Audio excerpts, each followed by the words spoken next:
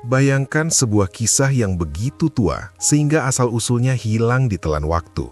Sebuah narasi yang pertama kali dicetak di atas tanah liat basah ribuan tahun sebelum kelahiran Homer atau pembangunan piramida. Inilah The Epic of Gilgamesh, karya sastra tertua yang diketahui umat manusia.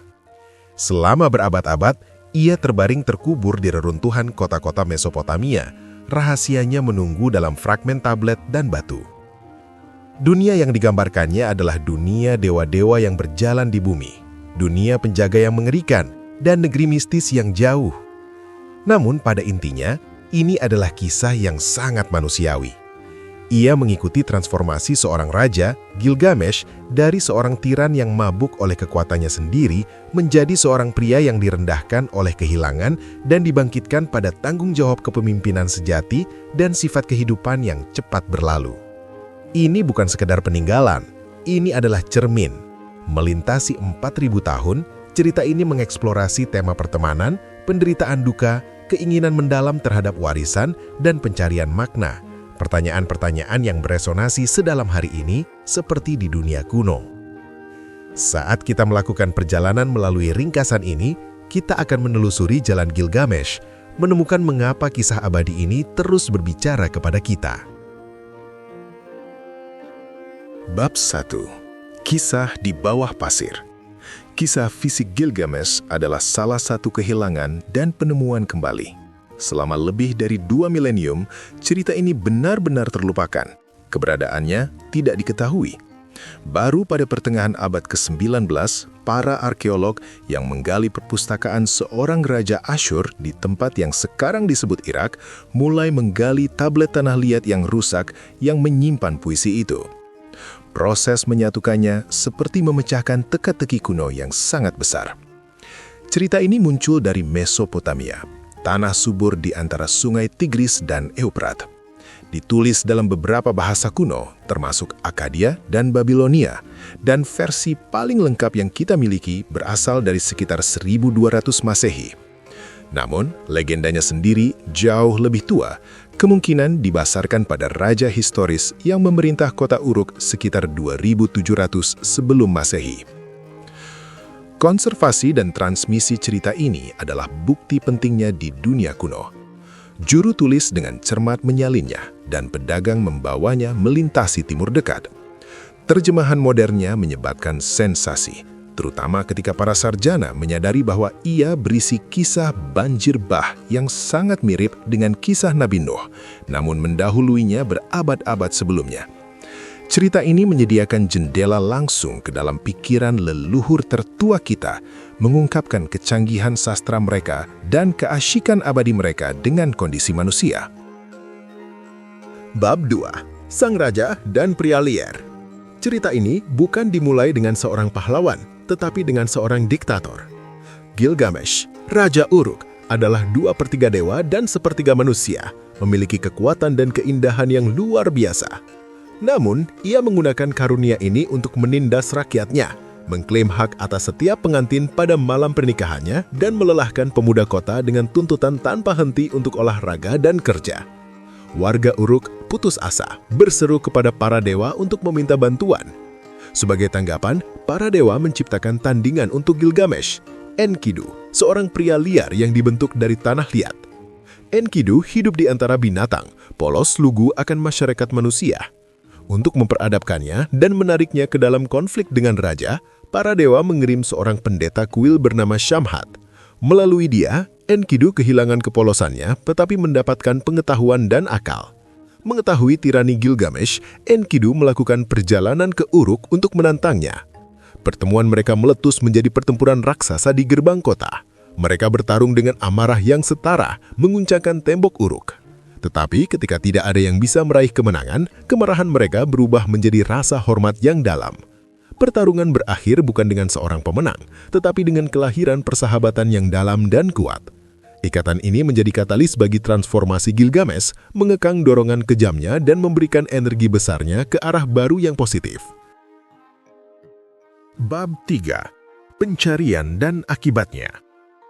Bersatu, Gilgamesh dan Enkidu mencari petualangan besar untuk mengukuhkan ketenaran mereka. Mereka memutuskan untuk berlakukan perjalanan ke hutan Cedar yang jauh untuk membunuh penjaga yang menakutkan, Humbaba, monster yang ditunjuk oleh para dewa. Meskipun Enkidu memiliki keraguan tentang menentang kehendak ilahi, Gilgamesh bertekad. Setelah perjalanan yang panjang dan berbahaya, mereka menghadapi Humbaba. Dalam perjuangan sengit, kedua sahabat itu mengalahkan monster itu.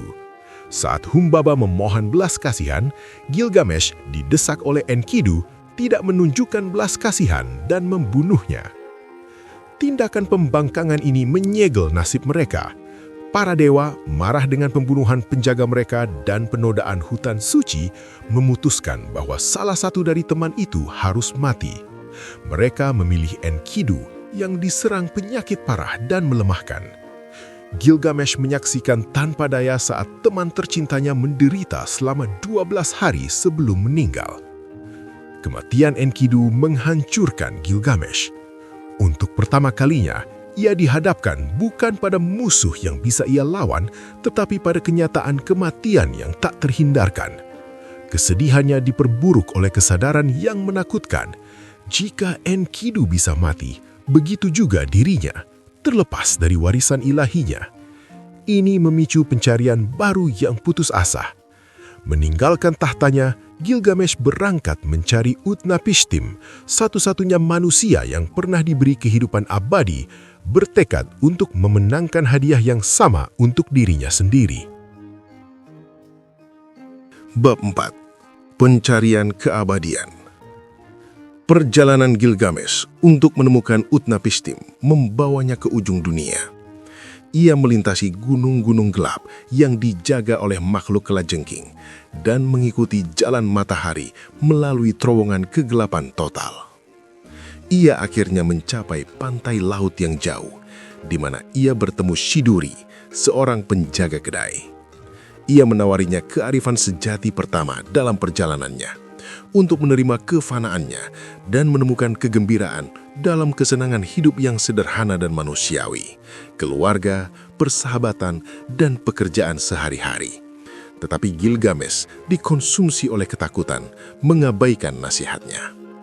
Ia akhirnya menemukan Utnapishtim yang mengungkapkan rahasia keabadiannya.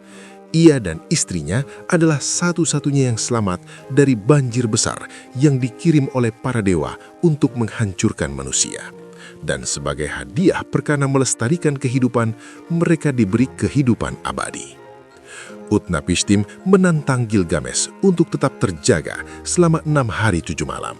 Ujian sederhana dari keterbatasan fana. Kelelahan, Gilgamesh segera gagal, tertidur lelap. Sebagai hiburan terakhir, Utnapishtim memberitahu Gilgamesh tentang tanaman di dasar laut yang dapat memulihkan masa muda. Gilgamesh mengambil tanaman itu, tetapi dalam perjalanan pulang, ia berhenti untuk mandi. Seekor ular tertarik oleh aroma tanaman itu, mencurinya, dan segera mengganti kulitnya, memperbaharui dirinya. Dengan harapan terakhir itu hilang, Gilgamesh duduk dan menangis. Ia sekarang harus menerima bahwa keabadian berada di luar jangkauannya. Bab 5. Kearifan penerimaan. Gilgamesh kembali ke Uruk sebagai pria yang berubah. Pencariannya untuk hidup abadi telah berakhir dengan kegagalan. Tetapi dalam kegagalan itu, ia telah menemukan pemahaman yang lebih dalam. Saat ia mendekati tembok besar kotanya, ia melihatnya bukan sebagai monumen bagi kemuliaannya sendiri, tetapi sebagai warisan abadi rakyatnya. Komunitas yang kini ia bersumpah untuk lindungi dan layani. Ia menyadari bahwa sementara keabadian fisik tidak mungkin bagi manusia, jenis keabadian yang berbeda ada. Itu ditemukan dalam apa yang kita bangun, dalam kisah-kisah yang kita tinggalkan, dan dalam hidup yang kita sentuh. Mengenangan persahabatannya dengan Enkidu menjadi bentuk keabadian. Pemerintahan kotanya yang adil dan kemakmuran rakyatnya menjadi pencapaiannya yang abadi. Cerita yang ia perintahkan untuk ditulis di atas tablet tanah liat memastikan bahwa perjalanan dan pelajaran yang sulit didapat akan bertahan selama beribu-ribu tahun. transformasi Gilgamesh terselesaikan. Ia telah berpindah dari seorang tiran yang menganggap remeh kehidupan menjadi raja yang bijaksana, yang memahami sifat keberadaan yang berharga dan cepat berlalu. Kisahnya menjadi panduan tentang cara hidup, bukan dalam pencarian panik untuk menghindari kematian, tetapi dalam menciptakan kehidupan bermakna yang akan dikenang. Kesimpulan, warisan untuk abad. Cerita Gilgamesh bertahan karena merupakan dokumen manusia yang mendasar. Itu adalah kisah hebat pertama yang bergulat dengan pengalaman universal persahabatan, kehilangan, dan ketakutan akan kematian. Perjalanan Gilgamesh dari arogansi menjadi kebijaksanaan adalah jalan yang dalam banyak hal harus dilalui setiap orang. Pesan utama dari kisah kuno ini adalah bahwa hidup bermakna tidak diukur dari panjangnya, tetapi dari kedalamannya. Keabadian sejati ditemukan dalam koneksi yang kita jalin, kontribusi yang kita berikan kepada komunitas kita, dan kebijaksanaan yang kita wariskan kepada generasi mendatang. Pencarian Gilgamesh untuk hidup abadi pada akhirnya mengajarkannya cara hidup sepenuhnya dalam waktu yang diberikan kepadanya. Pelajaran yang telah bergema selama 4.000 tahun dan terus menawarkan bimbingan dan penghiburan hari ini. Bukan seberapa lama kita hidup, tetapi seberapa baik kita hidup dengan waktu yang kita miliki. Sekian ringkasan buku pada episode ini. Semoga pembahasan tadi membuka wawasan baru ya. Jika kalian terbantu, like, share, dan subscribe untuk mendukung channel ini. Terima kasih banyak, dan sampai jumpa di video berikutnya.